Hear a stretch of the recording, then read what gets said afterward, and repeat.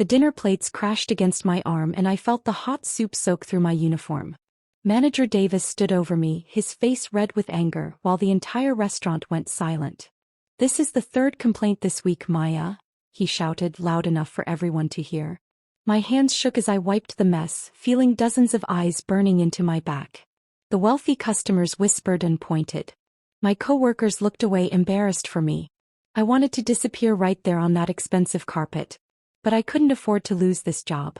Not with rent due in 3 days and my bank account showing $12. So I apologized quietly, picked up the broken pieces and swallowed my pride. That's when I noticed him. A man sitting alone in the corner booth, dressed in worn clothes that didn't match the luxury around him. Our eyes met for just a second. Something in his gaze felt different. Understanding maybe. Or pity. I wasn't sure which hurt more. The man became impossible to ignore over the next few days. He always sat in the same corner booth, always alone, always quiet. But what really caught my attention was how everyone else treated him. The other waitresses would literally argue about who had to serve his section. "I'm not wasting my time on that broke guy," Jessica said, flipping her blonde hair. "He probably can't even tip." Sarah laughed and agreed. "Look at those clothes. He probably walked here because he can't afford a cab." They talked like he couldn't hear them, but I saw his jaw tighten slightly. He heard everything. When no one else would go, I picked up my notepad and walked over. His table was clean, his posture straight despite the mockery around him. "Good evening," I said with a real smile. "What can I get you tonight?" He looked up at me with dark, careful eyes. "Thank you for coming," he said softly, his Korean accent gentle. "Most people pretend not to see me." I brought him the soup special and added extra bread from the kitchen without charging him. It wasn't much, just 2 extra rolls that would have been thrown away anyway. But when I placed them on his table, his whole face changed. "You didn't have to do this," he said, touching the warm bread like it was something precious. I shrugged, trying to act casual. "It's no big deal. Everyone deserves a good meal." Behind me, I heard Kevin, another server, laugh mockingly. "Maya's wasting perfectly good bread on someone who can't appreciate it," he whispered to Jessica. They both snickered. I felt my face get hot with embarrassment, but I refused to take the bread back. The man looked directly at Kevin, then back at me. His expression stayed calm, but something flickered in his eyes. Something that made Kevin stop laughing. "Thank you," the man said to me again, his voice carrying more weight than 2 simple words should hold. "I won't forget this kindness." That night he left me a $20 tip on a $15 meal. I almost cried. He came back the next night. And the night after that. Within a week he became a regular fixture in my section, always quiet, always watching everything with those careful eyes. The other servers continued to mock him openly. One night, Jessica walked past his table and fake coughed the word, "homeless," loud enough for everyone to hear. Her friends laughed. I watched his reaction carefully, but he never got angry. He just watched them with this strange, patient expression. Like he was taking notes. "Why do you keep serving him?" Sarah asked me during our break. "He's bringing down the whole restaurant's image. Manager Davis is going to get complaints." I shrugged. "He pays his bill. He's quiet and respectful. What's the problem?" She rolled her eyes. "The problem is he looks like he sleeps in a bus station. Have some standards, Maya." But I kept serving him and he kept coming back. One evening, after another busy shift, he asked me something that surprised me. "What's your name?" he said. I realize I never asked. "Maya," I told him. He smiled. "I'm Jean." Over the following weeks, Jean and I started having real conversations. Nothing too personal at first, just small talk about the weather, the city, how busy the restaurant was. But gradually the conversations deepened. He asked about my life, my dreams, why I worked so hard. I found myself telling him things I never told anyone. About my mom's medical bills back home. About how I was trying to save money for nursing school but kept falling behind. About how tired I was all the time. He listened like every word mattered. Not like he was waiting for his turn to talk, but like he genuinely cared about what I was saying. "You have a good heart, Maya," he said one night after I told him about helping an elderly customer find her lost wallet. "That's rare in this world." I laughed bitterly. "A good heart doesn't pay bills." "No," he agreed, his expression serious. "But it's worth more than people realize." Then he asked the question that stuck with me for days. Why are you always kind even when people don't deserve it? The answer to Jin's question came sooner than I expected. It was a Friday night, packed with wealthy customers celebrating various occasions. I was carrying a tray of drinks when a drunk man in an expensive suit grabbed my wrist. "Hey beautiful, why don't you forget about these drinks and bring your pretty self over here?" he slurred, pulling me toward his table. I tried to pull away politely. "Sir, please let go." He tightened his grip, laughing with his equally drunk friends. "Come on, don't be stuck up. I'll tip you real good." I looked desperately toward Manager Davis, but he deliberately turned away. He wasn't going to help me. My heart pounded with fear and humiliation. Suddenly, Gene was standing beside us. His voice was quiet but somehow filled the space. "Let her go." The drunk man looked at Jin's worn clothes and laughed. "Who's this, your boyfriend? Get lost, homeless guy." Gene didn't raise his voice. He didn't have to. He simply looked at the man with those dark, patient eyes, and something in his gaze made the drunk man's smile fade. I said, "Let her go." The man released my wrist immediately. The entire table went quiet. Gene guided me away gently and I was shaking. After that night, the whispers about Gene changed. People stopped laughing at him and started looking at him differently. With something like fear. "There's something off about that guy," Kevin said during our lunch break. "Did you see how that drunk businessman practically ran away from him?" Jessica nodded. "I heard he might be connected to some dangerous people." "Why else would someone dress like that but act so confident?" Sarah leaned in, lowering her voice. "My cousin works at the police station. She said they've been investigating some Korean organized crime connections in the city. What if he's involved?" My stomach twisted. I wanted to defend Gene, but doubt crept into my mind. Who was he really? Why did he come here every night? Why did people back down when he looked at them? That evening, Gene sat in his usual booth and I approached with my notepad trying to act normal. But my hands were shaking slightly. He noticed immediately. "They've been talking about me," he said quietly. It wasn't a question. I nodded, unable to lie. He looked sad but not surprised. "And you're wondering if they're right?" I wanted to say no, but the words stuck in my throat. The next night changed everything. I was cleaning tables after closing when I found a black leather wallet under one of the booths. It was thick with cash. My fingers trembled as I picked it up and my heart raced. Inside I could see $100 bills. So many of them. I glanced around. The restaurant was empty. No one would know if I just took it. I needed this money desperately. Mom's medical bills were piling up and I was 3 weeks behind on rent.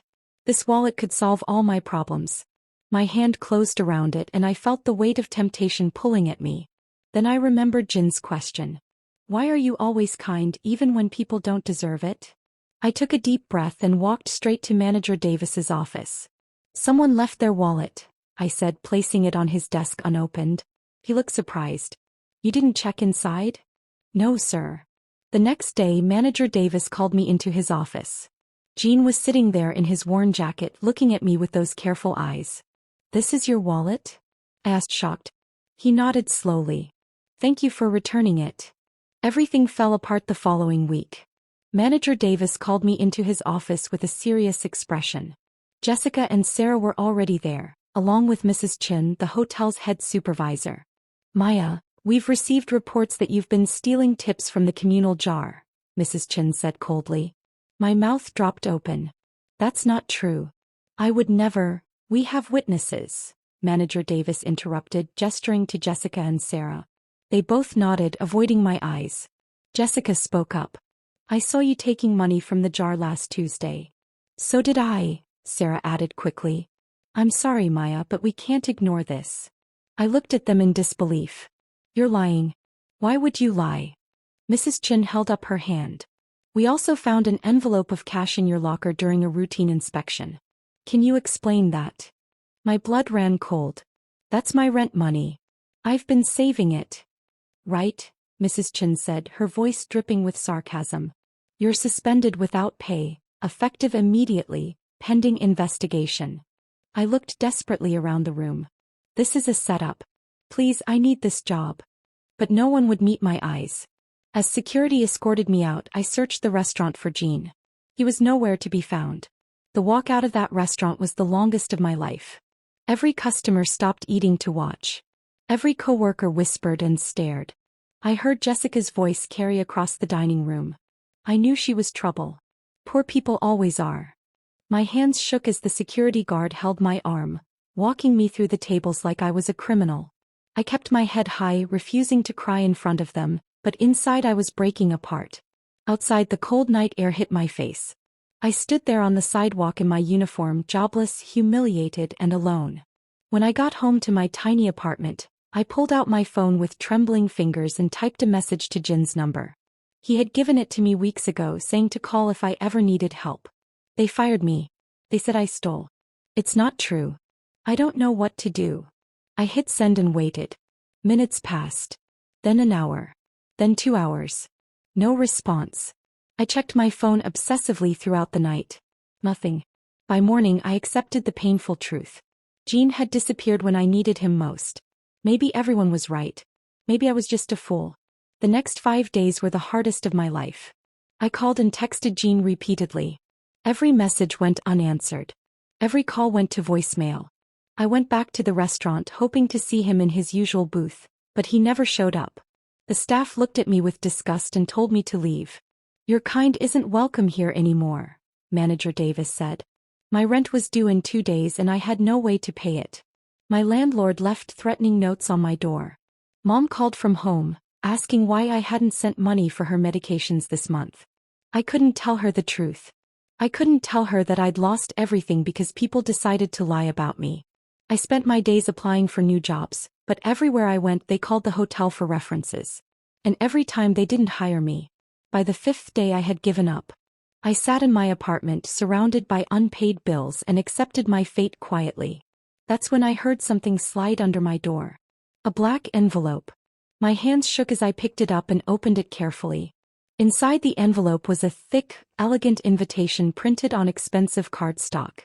You are cordially invited to an exclusive private event at the Grand Plaza Hotel, Saturday evening 8 o'clock. Formal attire required. My first instinct was to throw it away. This had to be some kind of cruel joke. Why would anyone invite me to a fancy event? I didn't even have a job anymore. But then I noticed something that made my breath catch. At the bottom of the invitation in careful handwriting that I recognized, were 3 words, "Please come, Maya." It was Jin's handwriting. I stared at those words for a long time, feeling a mixture of anger, confusion, and desperate hope. He had disappeared when I needed him most. He had ignored all my messages and calls. And now he was inviting me to some fancy party? It didn't make sense. I should have ripped up that invitation and forgotten about Jin forever. But something made me hold on to it. Maybe it was the loneliness. Maybe it was the fact that he was the only person who had shown me genuine kindness in months. Maybe I was just desperate for answers. On Saturday evening, I put on my only nice dress and headed to the Grand Plaza Hotel. The Grand Plaza Hotel made the restaurant where I used to work look cheap. Crystal chandeliers hung from impossibly high ceilings. Marble floors reflected the light like mirrors. Women in designer dresses and men in expensive suits filled the grand ballroom, drinking champagne and laughing. I stood in the entrance, feeling completely out of place in my old department store dress and worn shoes. A woman in a silk gown looked me up and down with obvious judgment. Her companion whispered something and they both laughed. I almost turned around and left right there. Then a voice spoke from behind me. "Waya." I spun around, my heart hammering. It was Jin's voice, but I couldn't see him through the crowd. People began turning toward me and suddenly everyone in that massive ballroom was looking directly at me. The conversations stopped. The laughter died. Hundreds of eyes fixed on me and I wanted the floor to swallow me whole. I didn't belong here. Everyone could see it. Then the crowd parted like water, creating a clear path through the middle of the ballroom. And at the end of that path stood Jin. But he wasn't the Jin I knew. The man standing at the end of that ballroom looked like Jin, but everything about him was different. He wore a perfectly tailored black suit that probably cost more than I made in a year. His hair was styled. His posture radiated authority. Expensive watch. Designer shoes.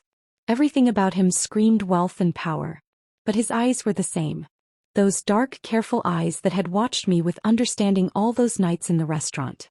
My legs felt weak. "Hello, Maya," he said quietly, but his voice carried across the silent ballroom. Everyone was watching us. I couldn't speak. Couldn't move. My mind was trying to process what I was seeing, but nothing made sense. Gene walked toward me slowly, and the crowd moved aside for him like he owned the entire building. When he reached me, he smiled that same gentle smile I remembered. "Thank you for coming," he said. "I know you have many questions." "Who are you?" I whispered, my voice barely working. He gestured toward the stage at the front of the ballroom. "Let me show you." He offered me his arm, and despite everything, despite my confusion and fear and anger, I took it. We walked together through that crowd, and I felt every eye following us. We reached the stage, and Gene stepped up to the microphone. A man in an expensive suit appeared beside him. "Ladies and gentlemen," the man announced, "may I introduce Mr. Gene Park, CEO of Park International Holdings and one of the most influential businessmen in Asia." The room erupted in polite applause. My knees went weak.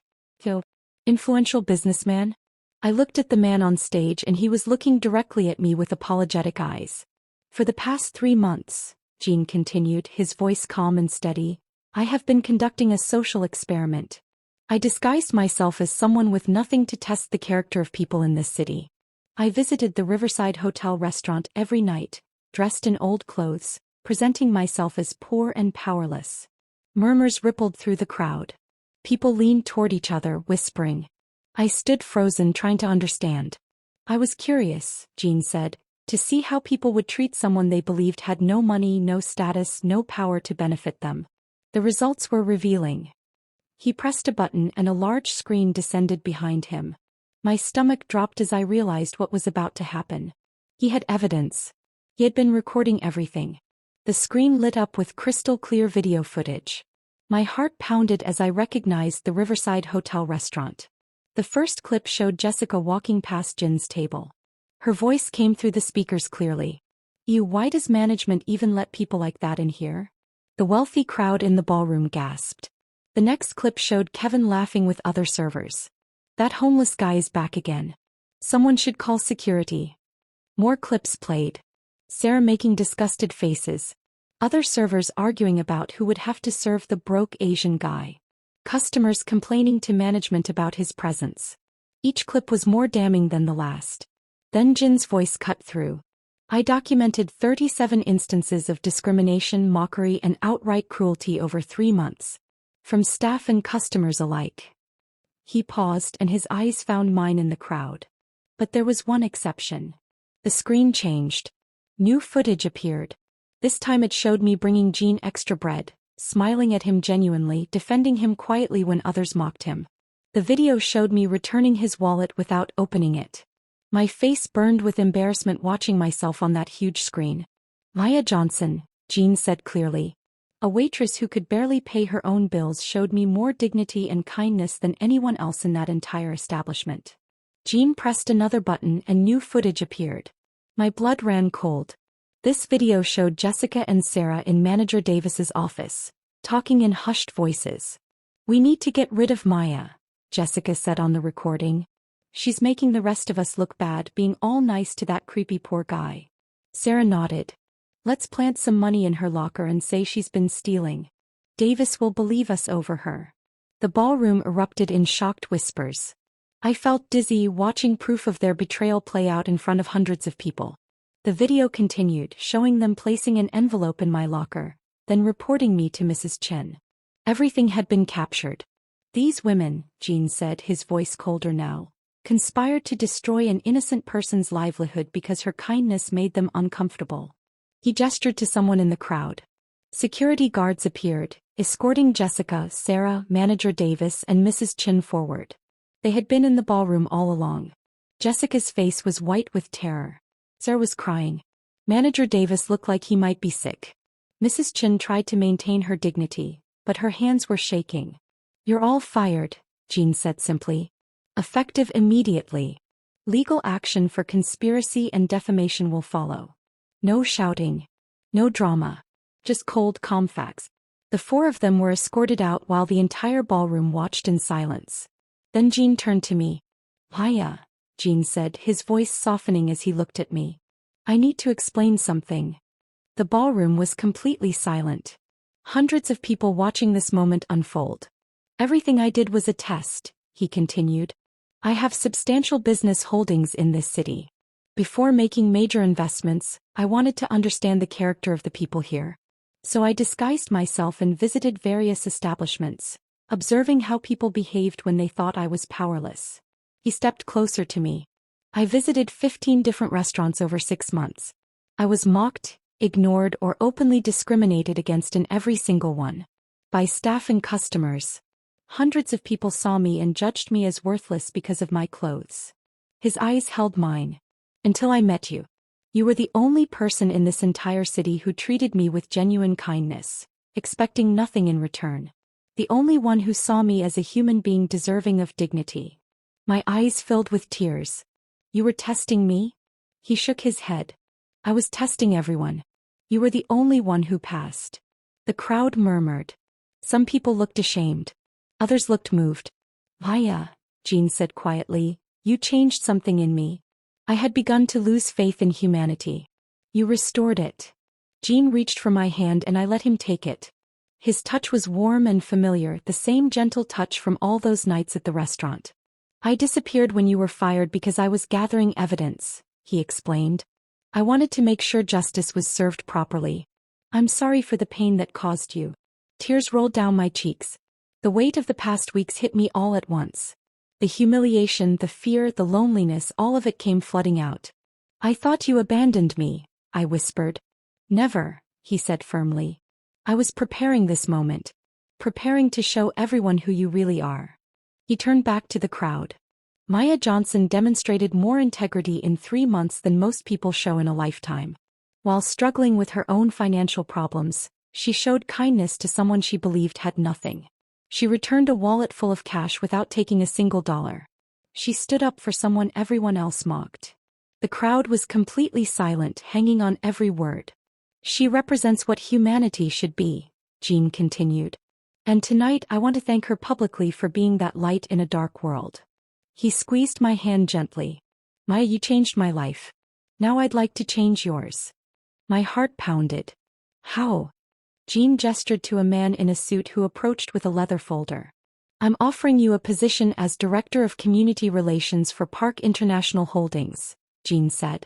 Your salary will be $200,000 per year with full benefits, housing assistance, and funds set aside for your nursing school education. I couldn't breathe. $200,000? Your job will be to identify and support people like yourself. Good people who are struggling. People who show character and kindness despite difficult circumstances. He opened the folder showing me a contract. You'll have the power to create scholarship programs, support community initiatives, and help people who deserve a chance but never get one. My hands shook as I looked at the paper.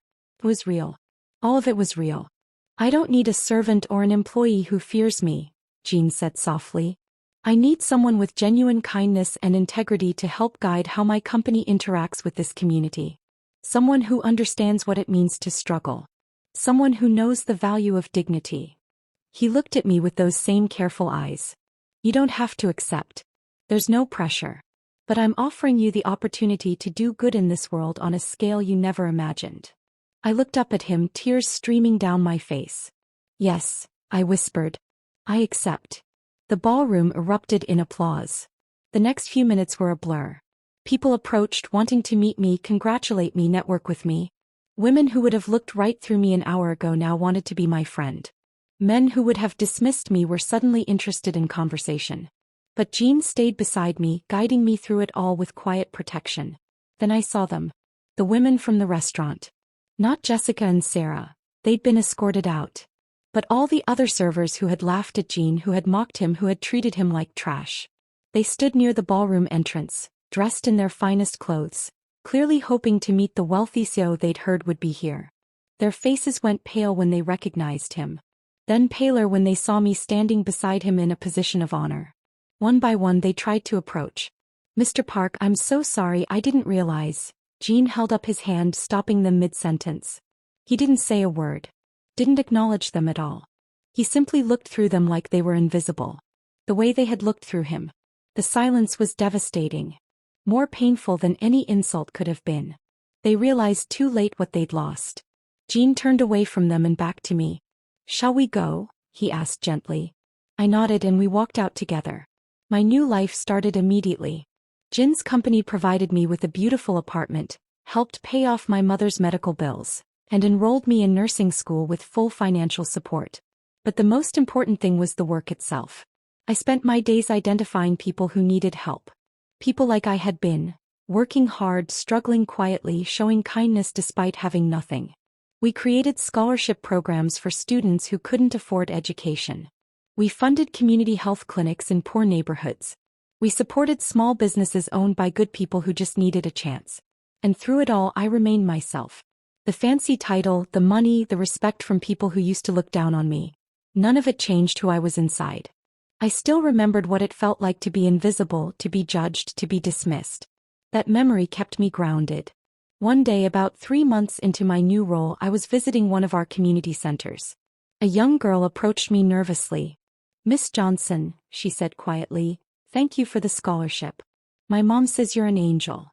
I knelt down to her level, remembering all the times I'd felt small and invisible. "I'm not an angel," I told her gently. "I'm just someone who remembers what it's like to need help. And now I have the chance to give it." The girl hugged me and I felt tears in my eyes. This was what Jean had given me. Not just money or status but purpose.